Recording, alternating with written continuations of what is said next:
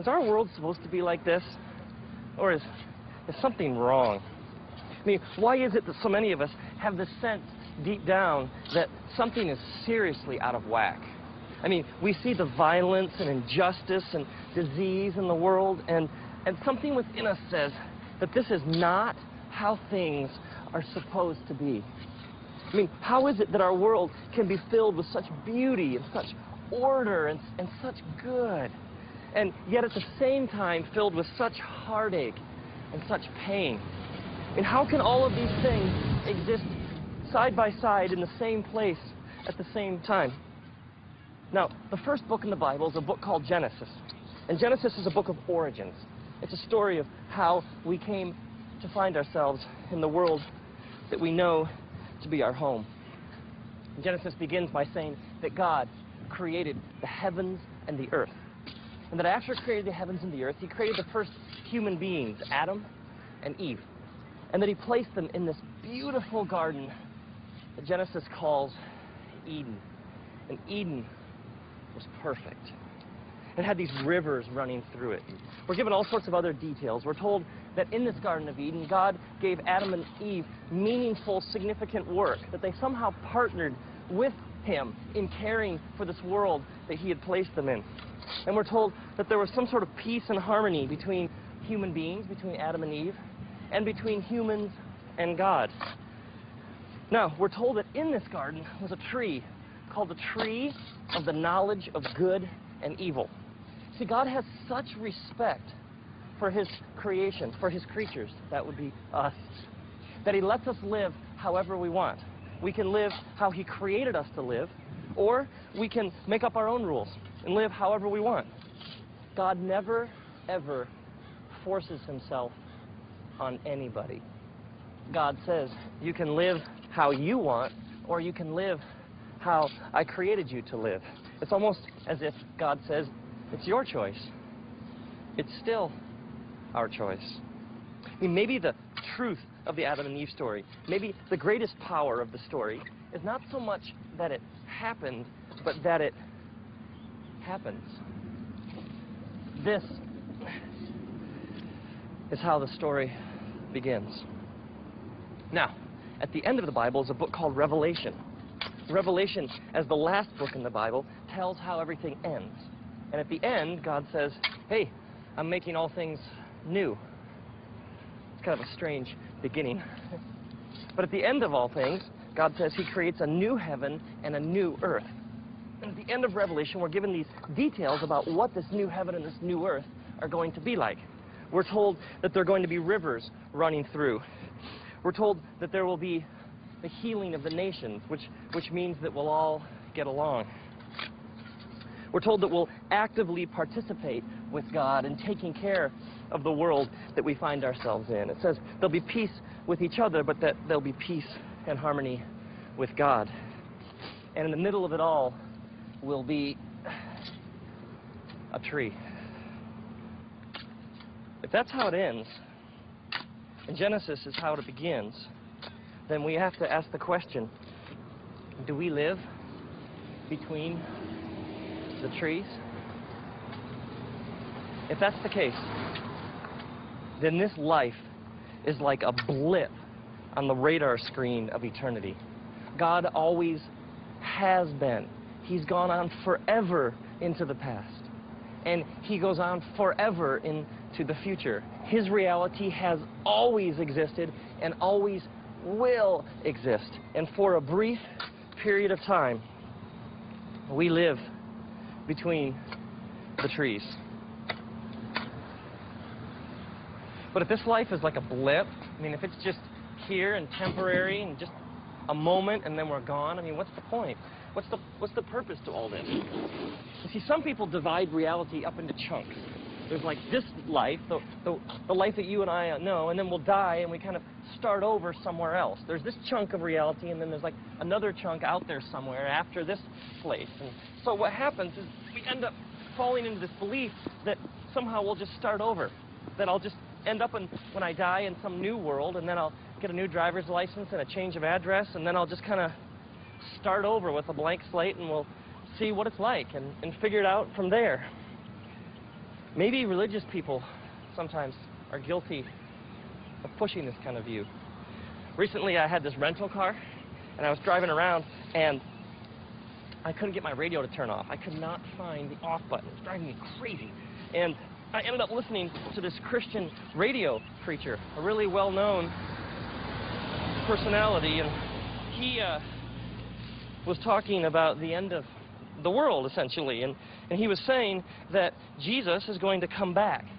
He's going to fix this place, and that some great things are going to happen someday. And so the point of the message, what I could gather, was that to be a Christian was to be hoping and waiting for that day. Hoping and waiting. Now, I believe God is going to do something with the world. And I believe that He has this all figured out, and that somehow in Jesus He retells our story, and that somehow things get repaired and restored in some beautiful, amazing way at the end of time. But hoping and waiting, I mean, is that it? Are we just hanging around until some future date when something great happens, and then we kind of get on from there? I need a God who's now. I need a God who teaches me how to live now. I need a faith that's about today, that helps me understand the world that I live in today. The world that you and I know is here and now, and the place, earth, that we call home. I need to know how to live here and find meaning and purpose today. This is my understanding of Jesus' message. My understanding of Jesus' message is He teaches us to live in the reality of God now, here, and today. It's almost as if Jesus just keeps saying, change your life. Live this way. I mean, where does beauty come from? I mean, is there anybody that you find captivating? I mean, who made them? I mean, who invented art and music? I mean, who invented laughter? Who thought all this up? I mean, beauty and wonder and awe. I mean, where does it come from? We live between the trees in a world drenched in God. And some people seriously ask, where is God? Maybe a better question would be, where isn't God? I mean, His fingerprints are all over our world. Or maybe it's His world and they're our fingerprints. Now, why would a being who put this place in motion, I mean, if there's a source to this, if there's somebody who cooked up all that is good and true and right and beautiful, why would this being hide Himself? I mean, why would it be hard to get to know this God? In Isaiah, God says, it's not like I've spoken in secret, or that you seek me in vain. In the book of Acts, God even says, you seek Him, and you reach out for Him, and you'll find Him. Now, some people see faith as like a ticket. It's like, if you believe the right things, and if you nod your head at the right time, then when you leave, you get to go to a better place. And so, essentially, faith becomes a bit like fire insurance. It's like a guarantee that something bad won't happen to me someday. And so, essentially, this life is like a waiting room for the next place, and there becomes no real point to this life except for getting people to believe like I do and convincing them that they need to be like me and we'll all go to the same place. Essentially, what ends up happening is people are just hanging out and waiting. But what good is a faith that doesn't really have anything to do with how we live today and the world that we find ourselves in now? These are exactly the kind of beliefs, the kinds of systems of thought that Jesus confronts when He teaches His followers, His disciples, that they're going to live forever. He calls disciples because they're students. They're learning how to be a certain kind of force, a certain kind of presence for good in the world. They're working with God to overcome evil with good. They're working to be people of peace and people of justice, people of mercy and grace. Followers of Jesus are people who are committed to partnering with God to make this world, the world that we all live in, the kind of place that God originally intended it to be. In Jesus' precise words, we're learning to love each other as we love ourselves. A follower of Jesus is somebody who's living, and they're never going to stop living. There's this ancient Jewish saying that a person's good deeds are used by God as seeds to plant the very trees of Eden. And that you and I enter into this kind of relationship with God, the very trees of paradise are being planted. May you trust Jesus when he says that death has been taken care of and that you can live forever with God, that you're never, ever, ever going to stop living.